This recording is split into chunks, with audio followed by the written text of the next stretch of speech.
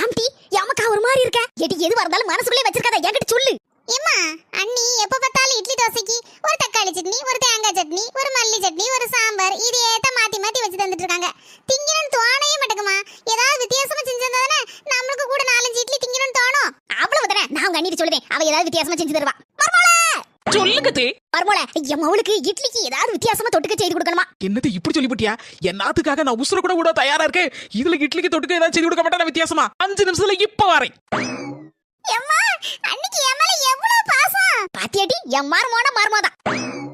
அண்ணி, 7 ஜென்மம் எடுத்தாலும் எனக்கு நீங்க தான் அண்ணியா வரணும். சரி, 2 பேரும் அழுது உருண்டது போதும். புது வகை சட்னி எப்படி இருக்குன்னு பார்த்து டேஸ்ட் பண்ணிட்டு சொல்லுங்க. மர்மோள, புது வகை சட்னி பார்க்கவே பளிச்சுன்னு இருக்க.